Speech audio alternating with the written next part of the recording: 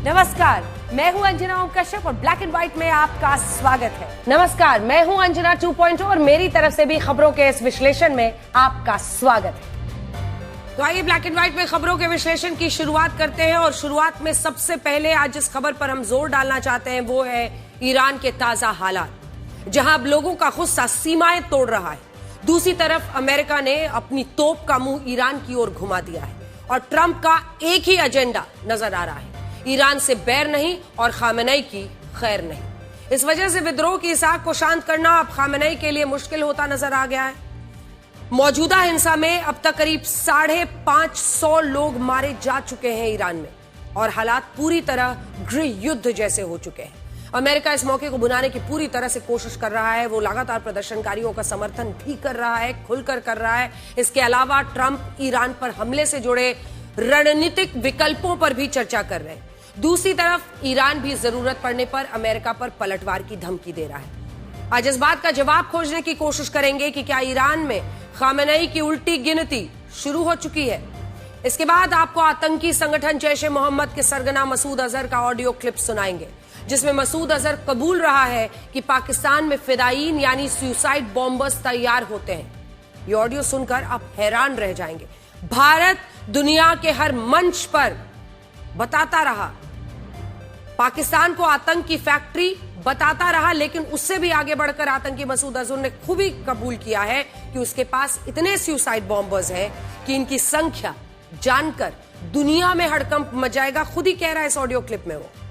इसका कहना है कि दुनिया के किसी भी देश में आत्मघाती हमला कर सकते हैं। इसके बाद आपको बताएंगे कि स्मार्टफोन इंडस्ट्री में भारत कैसे दुनिया में अपनी धाक जमा रहा है, लेकिन यह बात बहुतों को रास नहीं आ रही। इसीलिए इस मामले में भारत के बढ़ते कदमों को रोकने के लिए कई तरह के झूठ और प्रोपेगेंडा रचे जा रहे हैं। ऐसा ही एक दावा एक अंतर्राष्ट्रीय न्यूज एजेंसी ने किया, जो फैक्ट चेक में झूठा पाया गया। और मेरी एआई वर्जन आज आपके पास कौन सी खबर है। सोमनाथ मंदिर पर पहले हमले के 1000 साल पूरे होने पर सोमनाथ स्वाभिमान पर्व मनाया गया। इस कार्यक्रम में शामिल होने के लिए प्रधानमंत्री मोदी सोमनाथ पहुंचे। इसका इफेक्ट इंटरनेट पर भी देखने को मिला। गूगल पर सोमनाथ इतना सर्च किया गया कि इससे जुड़े सारे रिकॉर्ड टूट गए। इस वक्त पूरी दुनिया की नजर ईरान पर टिकी हुई है और इसीलिए आज चर्चा इसी की, क्योंकि अमेरिका और ईरान युद्ध के मुहाने पर खड़े हैं। सिर्फ एक चिंगारी और एक ऐसा युद्ध शुरू हो सकता है जिसका असर निश्चित रूप से पूरी दुनिया पर पड़ेगा। अभी तक ईरान में सरकार विरोधी प्रदर्शनों को महंगाई के खिलाफ लोगों का गुस्सा देखा जा रहा था, लेकिन अमेरिका की एंट्री ने इस प्रदर्शन को ईरान वर्सेस अमेरिका बना दिया है और हालात यह है कि किसी भी वक्त अमेरिका ईरान पर बमबारी शुरू कर सकता है। अमेरिका का यह रुख प्रदर्शनकारियों के खिलाफ ईरान सरकार की सख्ती को लेकर है। इतिहास गवाह है कि जब भी ईरान की इस्लामिक व्यवस्था या उससे कट्टरपंथी नियमों के खिलाफ आवाजें उठी हैं, तो इन आवाजों को ईरान ने बंदूकों के दम पर दबा दिया है। साल 2022 जब हिजाब का मामला आपको याद होगा, हिजाब के मामले में महसा अमीनी की मौत ने लोगों का गुस्सा भड़काया था। तब के प्रदर्शनों में करीब 500 लोग मारे गए थे और अब की बार महंगाई, बेरोजगारी जैसे मुद्दों पर हो रहे जेनजी आंदोलन में अभी तक 544 लोग मारे जा चुके हैं। Human rights activist news agency का दावा है कि इस आंदोलन में अब तक 496 प्रदर्शनकारी और 48 सुरक्षाकर्मी मारे गए हैं। यही नहीं, 10,000 से ज्यादा प्रदर्शनकारियों को ईरान ने हिरासत में रखा हुआ है। ईरान ने अपने यहां होने वाले तमाम विरोध प्रदर्शनों को अमेरिका और इजराइल की साजिश बताया है और अब तो वो अपने ही देश के प्रदर्शनकारी नागरिकों को आतंकवादी कहने लगे हैं। ईरान के विदेश मंत्री अब्बास अरागची ने विरोध प्रदर्शन करने वालों को आतंकवादी माना है। उनका कहना है कि प्रदर्शन कर रहे आतंकी सरकारी और प्राइवेट संपत्ति को नुकसान पहुंचा रहे हैं और ये लोग ईरान के सुरक्षा बलों और आम लोगों को भी टारगेट कर रहे हैं। उनका दावा है कि ईरान सरकार के पास ऐसे कई वीडियोस हैं, हम आपको दिखाएंगे, जिनमें यह दिख रहा है कि प्रदर्शनकारियों को हथियार बांटे गए। हथियारों के जरिए ईरान को गृह युद्ध में झोंकने का षड्यंत्र किया गया। उन्होंने सोशल मीडिया पर इसी से जुड़े वीडियो शेयर किए, जिसमें प्रदर्शनकारी और सुरक्षा कर्मियों में झड़पें हो रही हैं। ईरान के राष्ट्रपति मसूद पज़ेश्कियान कह रहे हैं कि ईरान में दंगे भड़काने के पीछे अमेरिका का हाथ है, इजराइल का हाथ है। उनका आरोप क्या है? वो ये कहते हैं कि अमेरिका और इजराइल ईरान में अराजकता फैला रहे हैं, क्योंकि ईरान से जबरदस्त अमेरिका की दुश्मनी है और ईरान को माना जाता है कि वो रशिया और चाइना के करीब है। ये कह रहे हैं वो कि प्रदर्शन करने वाले ईरानी नागरिकों को चेतावनी उन्होंने बाकायदा दी है कि बातचीत की टेबल पर आए, क्योंकि ईरान सरकार दंगाइयों को बर्दाश्त नहीं करेगी। और देखिए, इन बयानबाजियों के बीच ईरान की संसद का एक वीडियो वायरल है जिसमें सदन के अंदर ईरान के नेता अमेरिका के विरोध में नारे लगा रहे हैं। ये प्रतिक्रिया अमेरिका के उस रुख पर आई जिसमें कहा जा रहा था कि अमेरिका कभी भी ईरान पर बमबारी कर सकता है। ईरान की संसद में डेथ टू अमेरिका के नारे लगाए गए। अब ईरान में हो रहे प्रदर्शन अमेरिका के लिए एक सुनहरा मौका है। वही अमेरिका जो ईरान के साथ दुश्मनी कई बार ले चुका है और इस वक्त भी रखता है, वो जेनजी आंदोलन के बहाने ईरान की मौजूदा सरकार राजनीतिक सत्ता को पलटने की कोशिश में लगा है। 28 दिसंबर से चल रहे इस आंदोलन को अमेरिकी राष्ट्रपति का खुलकर समर्थन है। वो प्रदर्शनकारियों को पूरी मदद का भरोसा दे रहे हैं। ऐसा माना जा रहा है कि अब अमेरिका एक मौके की तलाश में है। वो आज रात भी हो सकता है, कल भी हो सकता है। ऐसा कई विश्लेषकों का मानना है कि अब खामनेई के लिए मुश्किलें बहुत विशाल हो चुकी हैं। वो ईरान पर हमला करने की रणनीति इस वक्त अमेरिका तैयार कर चुका है और ये खबरें एक खास मीटिंग के बाद सामने आई जिसमें ट्रंप को ईरान पर हमले के तरीकों से जुड़ी ब्रीफिंग दी गई है। न्यूयॉर्क टाइम्स की एक रिपोर्ट के मुताबिक अमेरिकी अधिकारियों ने राष्ट्रपति डोनाल्ड ट्रंप को ईरान पर संभावित हमलों से जुड़े रणनीतिक विकल्प बताए। ऐसा माना जा रहा है कि अब डोनाल्ड ट्रंप को फैसला करना है कि ईरान पर हमला कब और किस तरह से किया जाए। यानी अमेरिकी सेना तैयार है, बटन डोनाल्ड ट्रंप के हाथ में। अभी 2 दिन पहले ही डोनाल्ड ट्रंप ने ईरान के जेनजी आंदोलन को लेकर ट्रूथ सोशल पर युद्ध से जुड़ा एक बड़ा संकेत दिया। उन्होंने लिखा था कि ईरान आजादी की ओर देख रहा है, अमेरिका उसकी मदद करने के लिए तैयार है। इसका मतलब समझिए, डोनाल्ड ट्रंप के इसी ट्वीट ने ईरान को भड़का दिया। अब दोनों देश खुलकर एक दूसरे पर हमले की चेतावनियां दे रहे हैं। एक प्रेस ब्रीफिंग में डोनाल्ड ट्रंप ने कहा है कि ईरान ने अपनी सारी हदें पार कर दी हैं। प्रदर्शनकारियों के मारे जाने के मुद्दे पर डोनाल्ड ट्रंप ने ईरान से कहा कि जिन लोगों को नहीं मारा जाना चाहिए था वो मारे गए हैं। ट्रंप ने ईरान को साफ शब्दों में धमकी दी कि ईरान के नेता हिंसा के दम पर शासन चला रहे हैं। अमेरिकी सेना बहुत गंभीरता से हालात पर नजर रखे हुए है, बड़ा एक्शन की सोच रही है। There seem to be some people killed that aren't supposed to be killed. These are violent, if you call them leaders, I don't know if they're leaders or just they rule through violence. But we're looking at it very seriously. The military is looking at it, and we're looking at some very strong options. We'll make a determination. Iran पर America के हमले की योजना को लेकर Trump के करीबी ने भी आज एक बड़ा संकेत दिया। आपने डोनाल्ड ट्रंप को तो सुना ही। डोनाल्ड ट्रंप साफ साफ कह रहे हैं कि हमारी नजर है।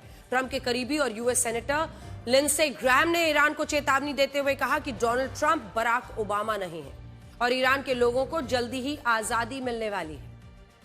ये आपके सामने इस वक्त हम आपको स्क्रीन पर दिखा रहे हैं वो पोस्ट जो उन्होंने कहा है और सीधे कहा है कि डोनाल्ड ट्रंप ओबामा नहीं है, यानी शांति नहीं रहेगी, अमेरिका हमला कर सकता है। ईरान के प्रदर्शनकारियों के पक्ष में खड़े अमेरिका के दावों ने ईरान को आतंकित कर दिया है। पिछले 2 से 3 दिनों में ट्रंप कई बार ईरान पर हमले को लेकर तीखे बयान देते आ रहे हैं। एक प्रेस ब्रीफिंग थी जिसमें ट्रंप से पूछा गया कि क्या उन्हें लगता है कि ईरान उनकी धमकियों को गंभीरता से लेगा। तो इस सवाल का जो जवाब दिया गया वो ईरान पर बड़े हमले का संकेत।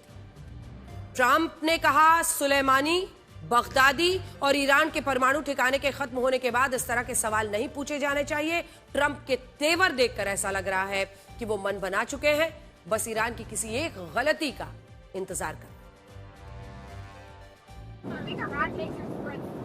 I think so. Don't you think so, CNN? Don't you think so? Wouldn't you say that they probably do at this point? After going through it for years with me, being hit, Soleimani, al-Baghdadi, the Iran nuclear threat wiped out. Don't you think, and then you just had Venezuela, don't you think, she says, CNN, do you think they take your threat seriously? Wouldn't you say they do after all of the things we've done? What a stupid question. अमेरिकी राष्ट्रपति की धमकियों ने Iran में हंगामा मचा दिया है। Iran के सुरक्षा बल the Islamic revolution guards corps ने अमेरिका को पलटवार की धमकी दी। वो अमेरिका की इन धमकियों को ईरान के अंदरूनी मामलों में दखल के तौर पर देख रही है। IRGC ने अमेरिका की इन धमकियों को पिछले साल जून में हुए 12 डे वॉर की हार का बदला बताया। पिछले साल की बात है, 13 जून से लेकर 24 जून के बीच इजराइल और ईरान के बीच 12 दिन का युद्ध हुआ था, अगर आपको याद हो। इस युद्ध में दोनों ही पक्षों का काफी नुकसान हुआ था। इजराइल ने ईरान पर परमाणु हथियार बनाने का आरोप लगाते हुए उसके सैन्य ठिकानों पर हमले किए। इजराइल का कहना था कि वो ईरान को परमाणु शक्ति नहीं बनने देगा। दोनों देशों के बीच इस युद्ध में फाइटर जेट्स, मिसाइल्स, ड्रोन से हमले हुए। इस युद्ध का अंत अमेरिका के दखल के बाद हुआ और यह दखल धमाकेदार था। अमेरिका ने अपने B-2 स्टेल्थ बॉम्बर्स की मदद से ईरान के परमाणु ठिकानों को तहस नहस कर दिया था। आपके सामने कुछ गूगल पिक्चर्स हम रख रहे हैं जो फोर्डो न्यूक्लियर प्लांट के हैं। अपने सबसे खतरनाक बंकर बस्टर बॉम्ब्स का इस्तेमाल किया था अमेरिका ने। इस हमले के बाद अमेरिका ने अपनी ताकत दिखाई, अपना तेवर का प्रदर्शन किया, ईरान और इजराइल से संघर्ष विराम की घोषणा करवा दी इस अटैक के दम पर। इस युद्ध में इजराइल अपनी जीत के दावे करता और ईरान खुद को विजयी बताता है। इसीलिए IRGC जो उनका सैन्य है, आरोप लगा रहा है कि अमेरिका और इजराइल 12 डे वॉर, जो उस वक्त 12 दिन का युद्ध हुआ था, उसकी हार का बदला लेने के लिए ईरान में अराजकता फैला रहे हैं। IRGC ने धमकी दी है कि अगर अमेरिका ने ईरान पर हमला किया तो जवाबी कार्रवाई उन सैन्य ठिकानों पर होगी जो ईरान के आसपास के देशों में मौजूद है। अब इसको समझिए, मिडिल ईस्ट में अमेरिका के करीब 19 सैन्य बेसेस है। क्या कह रहा है ईरान? ईरान कह रहा है कि वो सीधा अमेरिका पर हमला नहीं करेगा, बल्कि आसपास के पड़ोसी देशों में जितने भी अमेरिका के सेंटर्स हैं, सैन्य बेसेस हैं, उन पर हमला करेगा। तो अब हम आपको दिखाने वाले हैं कि मिडिल ईस्ट में अमेरिका की मौजूदगी कहां कहां पर है। इसी में आप देखेंगे, हमने तीनों यहां साइन बनाया हुआ है। एक बार आ जाइए। एयरबेस के लिए प्लेन बना हुआ है, जूम इन कीजिए। एयरबेस के लिए प्लेन बना हुआ है, नेवल फैसिलिटी के लिए ये एंकर बना हुआ है, और आउटपोस्ट के लिए ये फ्लैग हमने लगाया है, अमेरिकन सिक्योरिटी पोस्ट। उसी मुताबिक हम आपको बताते हैं, मिडिल ईस्ट में अमेरिका के करीब 19 सैन्य बेसेस हैं, जिसमें सबसे महत्वपूर्ण सैन्य ठिकाने कहां हैं? बहरीन, कतर, एक एक करके तमाम देशों को देखिए। बहरीन में आप देख रहे हैं एयरबेस, कतर में भी एयरबेस है, कुवैत में भी एयरबेस है, और ऐसे ही सऊदी अरब में भी आप एयरबेसेस देख रहे हैं। इधर आप देखिए जॉर्डन, जहां पर एयरबेस है। तो कुल मिलाकर इसके तमाम, मिस्र में भी एयरबेस है, इजिप्ट में, ये तमाम जगहों पर है। और नीचे ओमान में भी, यहां पर देखिए, ओमान में, UAE में, कतर में, सऊदी अरब में, बहरीन में, इधर जॉर्डन में, इन तमाम जगहों पर उसके एयरबेसेस हैं। इराक में भी है, ऊपर इराक में भी है। इन सैन्य ठिकानों पर अमेरिका के 40 से 50 हजार सैनिक हमेशा मौजूद रहते हैं मिडिल ईस्ट में। इसी के साथ साथ जो नेवल फैसिलिटी है वो देखिए कहां कहां पर है। वो इजिप्ट में है, वो सऊदी अरब में भी है, इसी के साथ साथ यहां UAE में भी है, ओमान में भी है।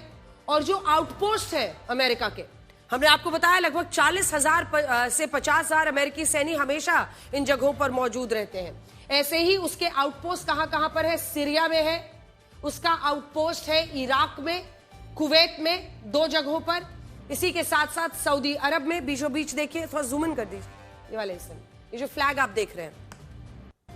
इसी के साथ साथ यही है, कुल मिलाकर इतने उसके आउटपोस्ट से 40 से 50 हजार अमेरिकी सैनिक हमेशा यहां पर मौजूद रहते हैं। और इसी से आप समझिए कि अमेरिका मिडिल ईस्ट में अपनी कितनी तैनाती रखता है। और इसीलिए आज बहुत जरूरी है ये समझना कि अगर ईरान वापसी धमकी दे रहा है तो वो कह रहा है कि हम आपको अमेरिका में नहीं हमला करेंगे, आपके जो आउटपोस्ट यहां पर हैं, आपके जो सैन्य ठिकाने हैं मिडिल ईस्ट में, उस पर हमला करेंगे। युद्ध की स्थिति में ईरान इन सैन्य ठिकानों पर हमले की कोशिश कर सकता है।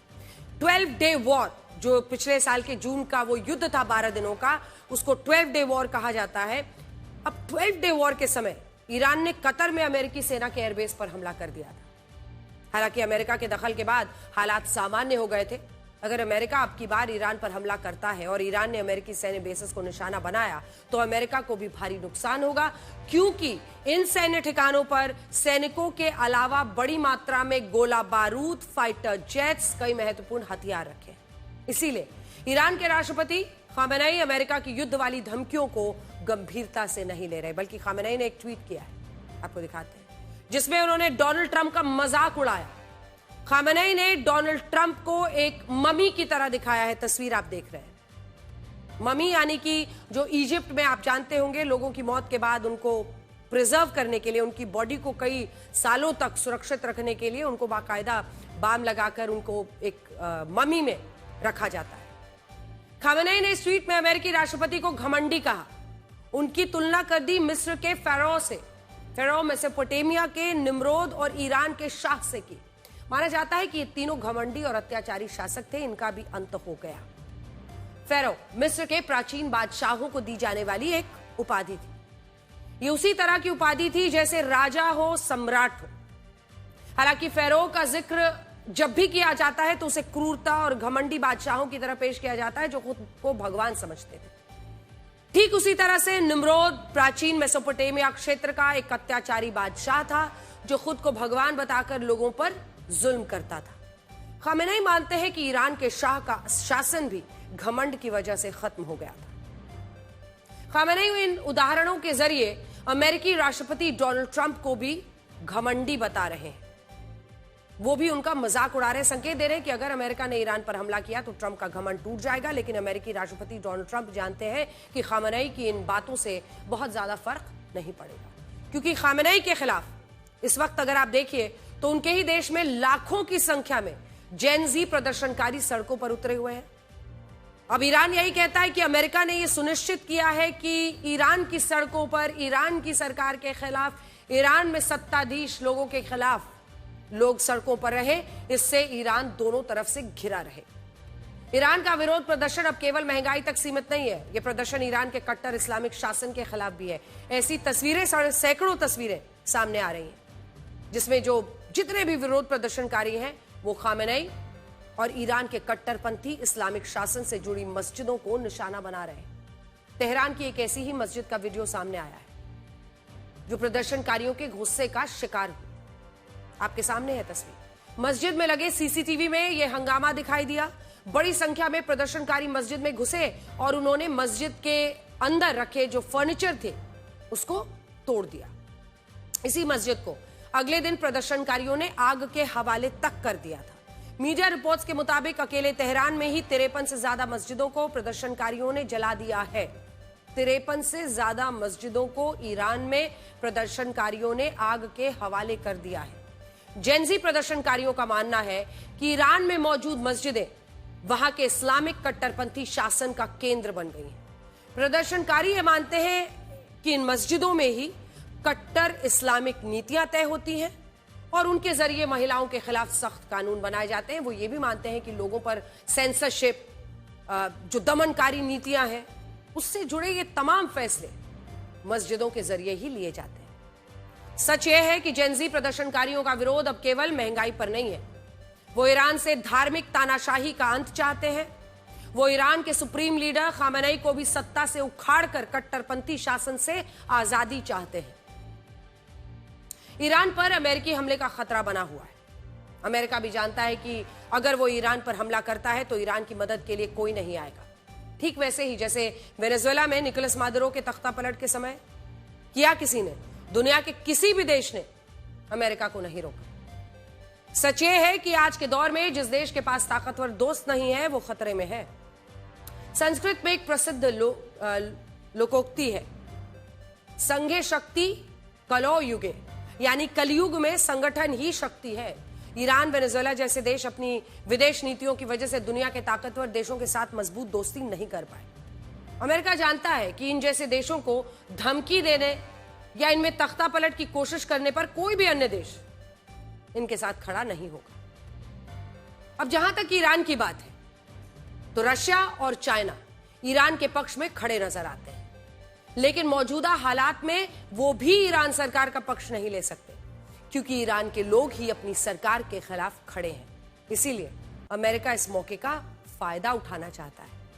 अमेरिका फिलहाल एक खास रणनीति पर काम कर रहा है जिसमें उसका पहला टारगेट यानी वेनेजुएला पर नियंत्रण अब पूरा हो चुका है। ये देखिए, social media platform truth social पर अमेरिकी राष्ट्रपति डोनाल्ड ट्रंप ने खुद को वेनेजुएला का कार्यकारी राष्ट्रपति घोषित कर दिया है।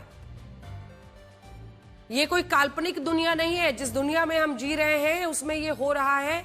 डोनाल्ड ट्रंप ने खुद को अमेरिका का राष्ट्रपति होते हुए वेनेजुएला का कार्यकारी राष्ट्रपति घोषित कर दिया है। यह पोस्ट एक ऐसे समय में आई है जब वेनेजुएला के राष्ट्रपति निकोलस मादुरो अमेरिका की हिरासत में है और वेनेजुएला में अमेरिका के इशारे पर सरकार चल रही है। इसी तरह से ट्रंप ने एक सोशल मीडिया पोस्ट को रिपोस्ट किया।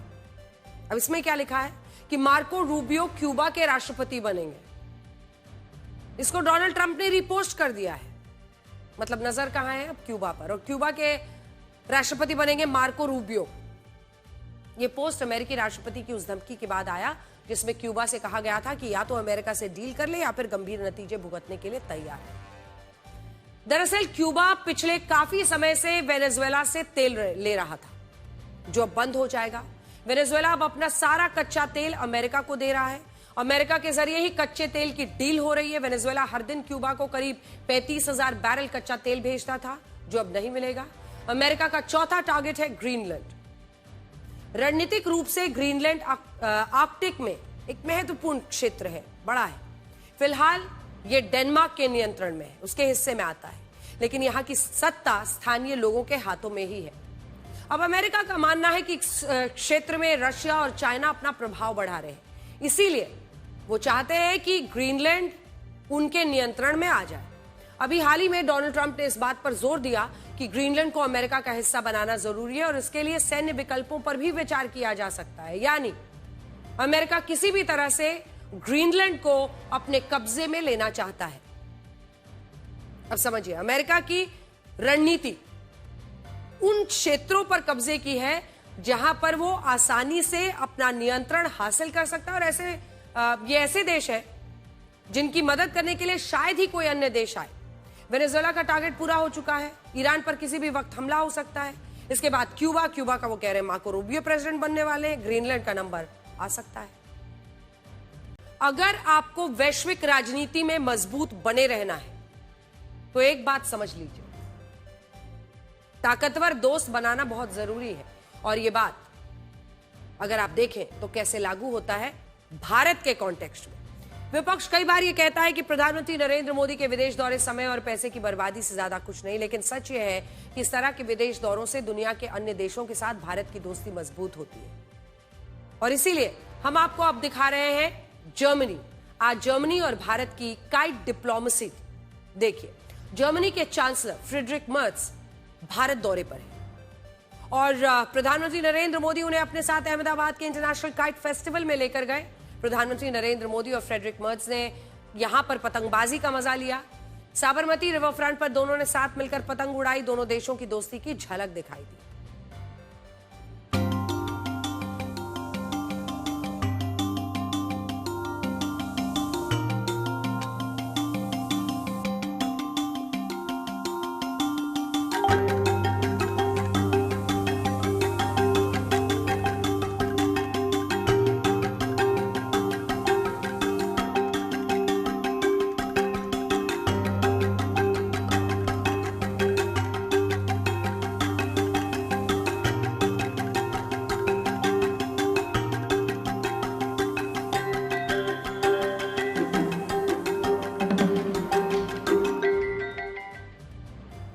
हर साल राज्य सरकार यहां काइट फेस्टिवल आयोजित करती है, जहां देश विदेश से लोग आते हैं।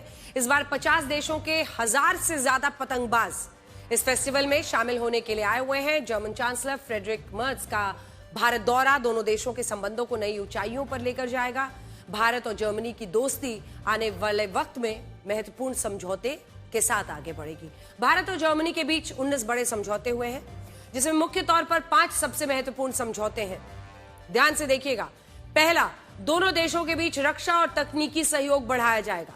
दूसरा, दोनों देश मिलकर सेमीकंडक्टर्स बनाएंगे, जिसकी जरूरत आज हर देश को है।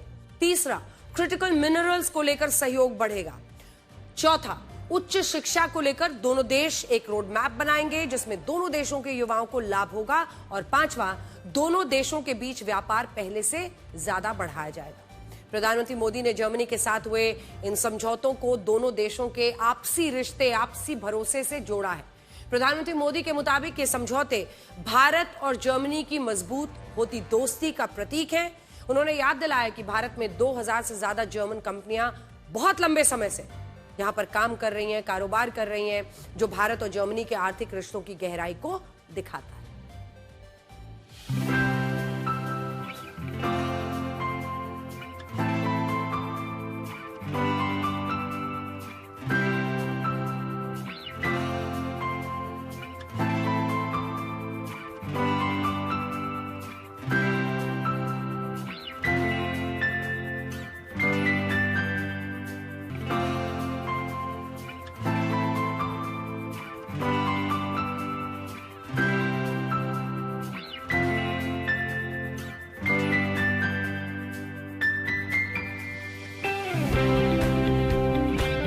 आज स्वामी विवेकानंद जयंती के दिन चांसलर मर्ज का भारत में स्वागत करना मेरे लिए विशेष प्रसन्नता का विषय है। चांसलर के रूप में यह उनकी भारत ही नहीं बल्कि एशिया की पहली यात्रा है। यह इस बात का सशक्त प्रमाण है कि वे भारत के साथ संबंधों को कितना गहरा महत्व देते हैं।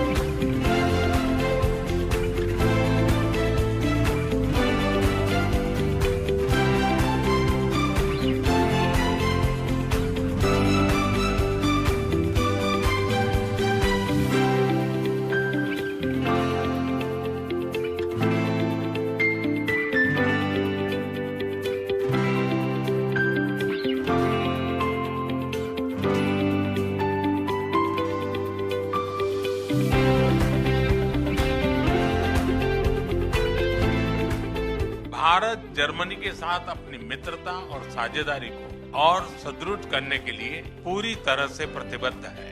भारत और जर्मनी जैसे देशों की अर्थव्यवस्थाओं के बीच करीबी सहयोग पूरी मानवता के लिए महत्वपूर्ण है। बढ़ते व्यापार और निवेश संबंधों ने हमारे स्ट्रेटेजिक पार्टनरशिप को नई ऊर्जा दी। जर्मनी यूरोपीय संघ का सबसे अधिक जनसंख्या वाला और आर्थिक रूप से सबसे शक्तिशाली देश है और भारत दुनिया का सबसे बड़ा लोकतंत्र है। हम बुनियादी मूल्यों से जुड़े हुए हैं। गतिशील भारत और तकनीकी रूप से उन्नत जर्मनी के साझा हित हैं और हमारे रिश्तों का निर्माण ठीक इन्हीं बातों को ध्यान में रखकर हो रहा है।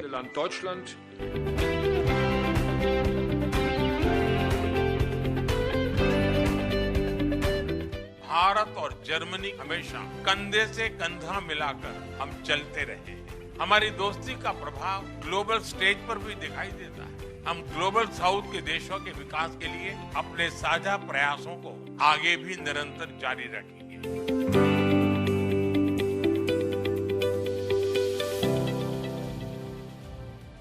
प्रधानमंत्री नरेंद्र मोदी और जर्मन चांसलर फ्रेडरिक मर्ज के बीच वैश्विक आतंकवाद पर गंभीर चर्चा हुई। पीएम ने आतंकवाद को मानवता के लिए खतरा बताया। जिस वक्त आतंकवाद पर अहम चर्चा हो रही थी, उस दौरान सोशल मीडिया पर पाकिस्तानी आतंकी संगठन जैश-ए-मोहम्मद का मुखिया मसूद अजहर एक ऑडियो क्लिप वायरल कर रहा था। इस ऑडियो क्लिप में वो भारत के दावे को खुलकर कबूल कर रहा था। इस ऑडियो को सुनकर आप दंग रह जाएंगे। भारत दुनिया के हर मंच से पाकिस्तान को आतंकवाद की फैक्ट्री बताता है। पहली बार यूएन द्वारा घोषित पाकिस्तानी आतंकी मसूद अजहर ने माना कि पाकिस्तान की आतंकी फैक्ट्री में फिदायीन तैयार होते हैं। आतंकी सरगना मसूद अजहर ने दावा किया कि उसके संगठन के पास इतने ज्यादा सुसाइड बॉम्बर्स हैं कि अगर उनकी संख्या बता दे तो पूरी दुनिया की मीडिया में हड़कंप मच जाए। जैश सरगना के इस वायरल ऑडियो क्लिप में दावा किया गया है कि पाकिस्तान में इस वक्त 1 या 2 नहीं बल्कि 1000 से ज्यादा सुसाइड बॉम्बर्स मौजूद हैं और ये सुसाइड बॉम्बर्स दुनिया के किसी भी देश में जाकर आत्मघाती हमला कर सकते हैं। सोचिए, खुद अपनी जान बचाकर दर दर भागने वाला, छिपने वाला यह आतंकी जो खुद मौत से डरता है, दूसरों को मौत में झोंकने से जरा भी इसे कोई गुरेज नहीं है। हालांकि हम इस ऑडियो क्लिप की पुष्टि नहीं कर रहे हैं। ये ऑडियो बहुत तेजी से सोशल मीडिया पर वायरल हो रहा है, लेकिन अलग अलग सोशल मीडिया प्लेटफॉर्म्स पर यह ऑडियो मसूद अजहर का बताया गया है। ऑपरेशन सिंदूर के बाद कई मौकों पर मसूद अजहर भारत पर बड़े हमले की चेतावनी देता रहा है। सोचिए, एक ऐसा कायर आदमी जो खुद अपनी जान बचाने के लिए जगह जगह छिपता फिर रहा है, वो दूसरों के बच्चों को मौत के मुंह में ढकेलने क्या क्या करतब अपनाता है। मसूद अजहर संसद अटैक, 2016 में हुए पठानकोट अटैक, 2019 में हुए पुलवामा अटैक का मास्टरमाइंड रहा है। इसीलिए इस ऑडियो क्लिप को सुरक्षा एजेंसियां भी हल्के में नहीं ले रही हैं। इस ऑडियो क्लिप को ऑपरेशन सिंदूर में हुए मसूद अजहर के नुकसान से जोड़ा जा रहा है। ऑपरेशन सिंदूर के दौरान मसूद अजहर के परिवार के 10 लोग मारे गए थे, जिसके बाद मसूद अजहर दहशत में आ गया था। 7 मई को भारत ने पाकिस्तान के आतंकी ठिकानों पर बमबारी की थी, जिसमें बहावलपुर के आतंकी ठिकाने में मसूद के परिवार के 10 लोग मारे गए थे। इत्तेफाक से हमले के वक्त मसूद अजहर वहां पर मौजूद नहीं था, वरना इंसाफ हो जाता। कुछ मीडिया रिपोर्ट्स में तो यह कहा गया कि अपने परिवार के लोगों की मौत देखकर मसूद अजहर रो पड़ा था। अपनों से इतना प्यार है, अपने परिवार वालों की जिंदगी बहुत कीमती है, लेकिन दूसरों को यह कहिए कि वो कोई लालच न करे आम जिंदगी की, वो बस अपनी जान दहशत और आतंक के नाम तबाह कर दे। और सोचिए, जब इसके परिवार के लोगों की मौत हुई थी तब उसने कहा था कि काश इनकी जगह वो मारा गया होता। अपने परिवार वालों के लिए इतना दर्द। मसूद अजहर की इस वायरल क्लिप को गंभीरता से लेने की जरूरत इसलिए भी है क्योंकि गणतंत्र दिवस से पहले सीमा पार से घुसपैठ की कोशिशें हो रही हैं। सुरक्षा बलों को जो इनपुट मिले हैं उसके आधार पर सुरक्षा बढ़ा दी गई है। कल रात ही पाकिस्तानी सीमा पर 5 ड्रोन्स देखे गए जो भारत में घुसने की कोशिश कर रहे थे। इन ड्रोन्स को भारतीय सेना ने तुरंत नाकाम किया। माना जा रहा है कि ये ड्रोन्स भारतीय सुरक्षा बलों का ध्यान भटकाने, हथियारों की डिलीवरी के लिए इस्तेमाल हो रहे थे या हो सकते थे, क्योंकि ये डाइवर्जनरी टैक्टिक्स माना जा रहा है। सुरक्षा एजेंसियों को पता चला है कि इस वक्त जम्मू कश्मीर में कुल 131 आतंकी एक्टिव हैं, जो गणतंत्र दिवस पर बड़े हमले की कोशिश कर सकते हैं। इसीलिए अंतर्राष्ट्रीय सीमा पर सुरक्षा बलों ने तलाशी अभियान को अभी से ही तेज कर दिया है। अगली खबर, जाति का वोट बैंक, धर्म का वोट बैंक, क्षेत्र का वोट बैंक और भाषा का वोट बैंक भारत की सियासत का ये दुर्भाग्यपूर्ण सत्य है। अब इस आइडेंटिटी पॉलिटिक्स में सबसे आगे कौन? AIMIM के नेता असदुद्दीन ओवैसी ने कदम और आगे बढ़ा दिया। कहा कि इस देश के लिए हिजाब वाली प्रधानमंत्री का ख्वाब देखा है उन्होंने। देश का संविधान किसी के बैकग्राउंड के आधार पर किसी नागरिक को कोई पद हासिल करने से नहीं रोकता, लेकिन क्या ओवैसी ने हिजाब वाली प्रधानमंत्री की बात करके संविधान की इस निष्पक्षता के खिलाफ वोट बैंक का ठप्पा लगाने की कोशिश नहीं की? सबसे पहले मैं आपको सुनाती हूं क्या कहा है। पाकिस्तान के संविधान में लिखा हुआ है कि सिर्फ एक ही मजहब का आदमी पाकिस्तान का प्राइम मिनिस्टर या सदर बन सकता है। बाबा साहिब अंबेडकर का जो संविधान है वो ये कह सकता है कि कोई भी भारत का नागरिक वजीर आजम बन सकता है, सदर जमहूरिया बन सकता है, चीफ मिनिस्टर बन सकता है, मेयर बन सकता है। और असदुद्दीन ओवैसी का ख्वाब यह है कि एक दिन आएगा इस देश में इंशाअल्लाह ताला, शायद हम और आप नहीं रहेंगे मगर देखना, एक हिजाब पहनने वाली बेटी इस देश की वजीर आजम बनेगी इंशाअल्लाह ताला। हम नहीं रहेंगे, शायद हम जमीन में जाकर हमारी हड्डियां भी घुल जाएंगी, मगर देखना एक दिन वो दिन आएगा। अरे याद रखो, ये नफरत जो तुम मुसलमानों के खिलाफ भड़का रहे हो, इंशाअल्लाह ताला ये नफरत ज्यादा नहीं चलेगी। जो वैसी ने कहा उस पर सवाल इसलिए क्योंकि इसमें मुस्लिम महिलाओं के राजनीतिक सशक्तिकरण से ज्यादा इसकी इस्लामिक पहचान के सशक्तिकरण की बात है। मुस्लिम महिला क्या पहनेगी ये उसका अधिकार है, लेकिन जब हिजाब को उसकी पहचान बताकर उस पर थोपा जाता है, सवाल तब उठता है। वैसी की पॉलिटिक्स के अपने समीकरण हो सकते हैं, लेकिन क्या ये सच्चाई नहीं कि उन्होंने संसद और विधानसभाओं में महिला आरक्षण के बिल का विरोध किया था? 33% महिला आरक्षण के विरोध में ओवैसी का तर्क था कि उसमें OBC और माइनॉरिटी कोटा नहीं है। लेकिन कौन इस तथ्य को भूल सकता है कि महिलाओं के राजनीतिक सशक्तिकरण के सबसे बड़े बिल के विरोध में जो 2 वोट पड़े, उसमें एक खुद ओवैसी का था और दूसरा उनकी पार्टी के तत्कालीन सांसद इम्तियाज जलील का था। 2023 में लोकसभा में बिल के समर्थन में 454 वोट पड़े, विरोध में सिर्फ यही 2 वोट पड़े थे। ना ओवैसी साहब की पार्टी से एक महिला विधायक है। एक पर्दा नशी, हिजाब वाली या बुर्के वाली महिला को वो अगर MLA ही बना देते तो समझ में आता कि कुछ नीयत इनकी साफ है। वैसे असदुद्दीन ओवैसी ने हिजाबी PM वाला ये बयान महाराष्ट्र के निकाय चुनाव के प्रचार के दौरान दिया। अब सोचिए, स्थानीय चुनाव में प्रधानमंत्री के पद वाला मुद्दा, क्या ये 100% ध्रुवीकरण की पॉलिटिक्स नहीं। ओवैसी के बयान पर जहां हेमंत बिस्वा शर्मा ने भारत की हिंदू संस्कृति को याद दिलाया, तो कांग्रेस का आरोप है कि ये सब बीजेपी को फायदा पहुंचाने वाला है। और वहीं देवेंद्र फडणवीस खुलकर कह रहे हैं कि मेयर तो बीएमसी में हिंदू बनेगा, मराठी बनेगा। Constitutionally, there is no bar. Anybody can become prime minister, but India is a Hindu nation, Hindu civilization, and we will always believe, and we are extremely confident that Indian prime minister will always be a Hindu person. जब इस तरह की तकरीरें corporation के election में आके की जाए कि हिजाब वाली प्राइम मिनिस्टर बनेगी, तो समझ लो कि मकसद हिजाब वाली को प्राइम मिनिस्टर बनाना नहीं, बल्कि नरेंद्र मोदी की सियासी जिंदगी को और लंबा करना है। मकसद समझिए, खेल समझिए। आज तक अपनी पार्टी से एक आमदार तो हिजाब वाली बनाया नहीं, और प्राइम मिनिस्टर हिजाब वाली बनाने जा रहे हैं। भारत की राजनीति में धर्म के आधार पर कोई भेदभाव नहीं है। प्रत्यक्ष प्रमाण है इसका। देश के सबसे बड़े संवैधानिक पद यानी राष्ट्रपति के ओहदे पर 3 मुसलमान बैठ चुके हैं। Doctor Zakir Hussain, Fakhruddin Ali Ahmed, doctor A P J Abdul Kalam. इन तीनों की अपनी योग्यता थी। इनको धर्म के आधार पर राष्ट्रपति का पद नहीं मिला था।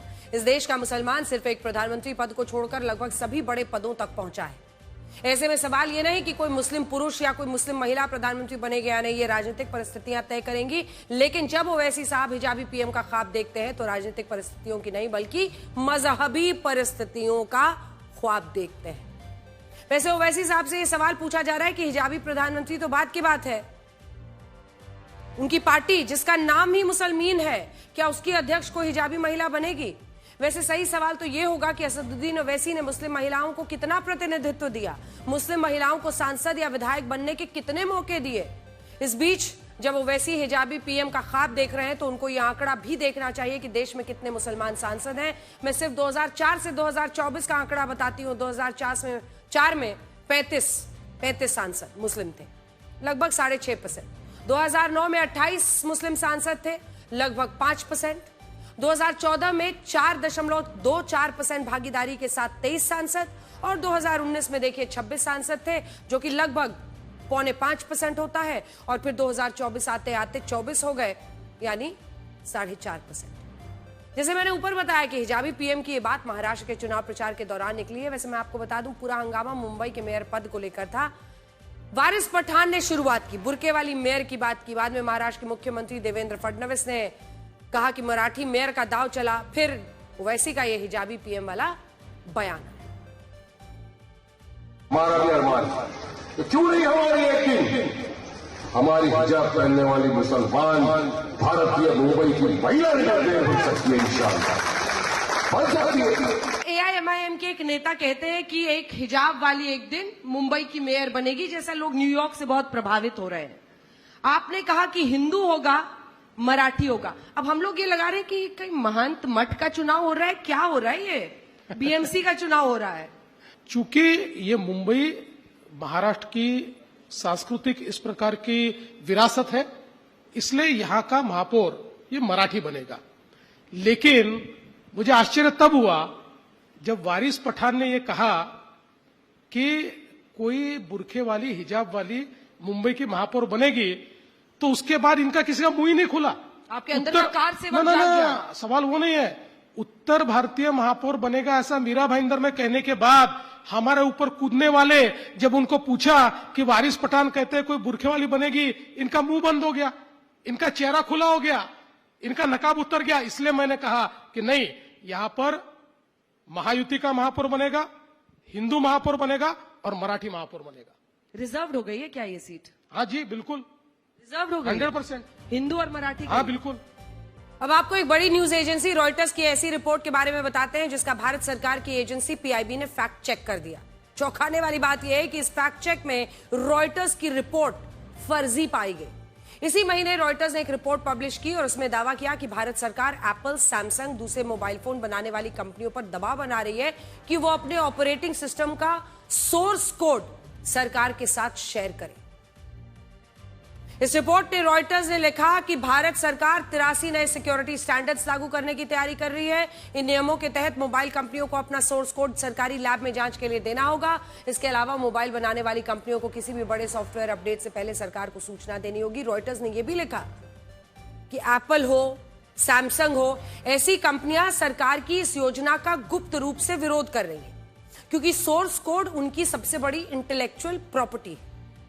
रॉयटर्स के इस दावे का भारत सरकार की एजेंसी पीआईबी ने, प्रेस इंफॉर्मेशन ब्यूरो ने फैक्ट चेक कर दिया और कहा कि यह दावा फर्जी है, भ्रामक है। पीआईबी ने कहा कि सरकार ने स्मार्टफोन बनाने वाली कंपनियों से सोर्स कोड मांगने का कोई प्रस्ताव रखा ही नहीं। इलेक्ट्रॉनिक्स और इंफॉर्मेशन टेक्नोलॉजी मंत्रालय सिर्फ मोबाइल फोन की सुरक्षा को लेकर इस इंडस्ट्री से जुड़े एक्सपर्ट्स और कंपनीज के साथ रूटीन चर्चा कर रहा है और यह सुरक्षा मानकों को बेहतर बनाने की सामान्य प्रक्रिया है। अभी कोई नियम नहीं बनाए गए। रॉयटर्स ने दावा किया कि उसे यह सूचना सरकार के कुछ डॉक्यूमेंट्स और मीटिंग्स के हवाले से मिली। सरकार चाहती है कि यूजर्स को फोन में पहले से इंस्टॉल एप्स को हटाने का विकल्प मिले। सरकार का तर्क है कि कई स्मार्टफोन्स में प्री इंस्टॉल्ड एप्स होते हैं जो यूजर्स की जानकारी के बिना उनके डेटा का मिसयूज कर सकते हैं। सरकार इस लीकेज को रोकना चाहती है, जबकि रॉयटर्स ने इसे सोर्स कोड मांगने तक बढ़ा चढ़ाकर पेश किया, जिसे सरकार की ही तरफ से फैक्ट चेक किया गया, खारिज किया गया। अब इस फैक्ट चेक के बाद सवाल उठ रहे हैं कि क्या एक बड़ी अंतर्राष्ट्रीय न्यूज एजेंसी भारत सरकार को लेकर इस तरह गलत जानकारी जानबूझकर फैला सकती है? रॉयटर्स जैसी एजेंसी की रिपोर्ट का इस्तेमाल दुनिया में तमाम न्यूज चैनल, अखबार, डिजिटल चैनल अपनी खबरों में करते हैं। ये कितनी गंभीर बात है। रॉयटर्स की वजह से दुनिया भर में इस तरह की भ्रामक जानकारी फैल सकती है, जिसमें सरकार की नीतियों, मोबाइल कंपनियों, यूजर्स को लेकर नकारात्मक संदेश जा सकता है। आज आपको यह भी जानना चाहिए कि आखिर सोर्स कोड क्या है और क्यों भारत की टेलीफोन यानी मोबाइल फोन बनाने की तेजी से बढ़ रहे ग्राफ से कई लोग बड़े परेशान, हताश दिख रहे हैं, जिसकी वजह से सोर्स कोड को लेकर यह अफवाह फैलाई गई। सोर्स कोड किसी भी सॉफ्टवेयर या ऑपरेटिंग सिस्टम का बेसिक डिजिटल ब्लूप्रिंट होता है। सोर्स कोड से यह समझा जा सकता है कि फोन कैसे काम करता है, उसकी सेफ्टी फीचर्स कैसे हैं। मोबाइल फोन बनाने वाली कंपनियां इसे किसी के साथ साझा नहीं करती। इसे ट्रेड सीक्रेट्स दूसरों को पता चल सकते हैं, साथ ही यूजर्स की सेफ्टी भी प्रभावित हो सकती है।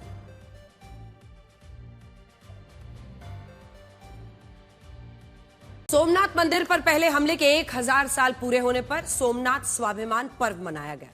इस कार्यक्रम में शामिल होने के लिए प्रधानमंत्री मोदी सोमनाथ पहुंचे। इसका इफेक्ट इंटरनेट पर भी देखने को मिला, जब बड़ी संख्या में लोग सोमनाथ मंदिर के बारे में गूगल पर सर्च करने लगे। पिछले कुछ दिनों से सोमनाथ मंदिर इंटरनेट पर छाया हुआ है। गुजरात का सोमनाथ मंदिर 12 ज्योतिर्लिंग में सबसे पहला माना जाता है। सोमनाथ मंदिर पर आक्रांताओं ने कई बार हमले किए। सबसे पहले हमला 1000 साल पहले हुआ। इस घटना को लेकर सोमनाथ स्वाभिमान पर्व मनाया गया और जब प्रधानमंत्री मोदी इस कार्यक्रम में शामिल होने पहुंचे तो इंटरनेट पर इसकी चर्चा होने लगी। बड़ी बात यह रही कि इस मौके पर सोमनाथ मंदिर पिछले 20 साल में गूगल पर सबसे ज्यादा सर्च किया गया। सोमनाथ मंदिर में हर साल करीब 1 करोड़ श्रद्धालु आते हैं। पिछले साल सोमनाथ सबसे ज्यादा सर्च किए जाने वाले टॉप 10 डेस्टिनेशंस में से एक रहा। इसी के साथ ब्लैक एंड व्हाइट में आज के लिए इतना ही। कल रात 9 बजे आपसे फिर होगी मुलाकात। तब तक आप खुश रहिए, सुरक्षित रहिए, स्वस्थ रहिए। और सेल्फी लेना पल भर का काम है, लेकिन खुद की इमेज बनाने में पूरी जिंदगी निकल जाती है। नमस्कार।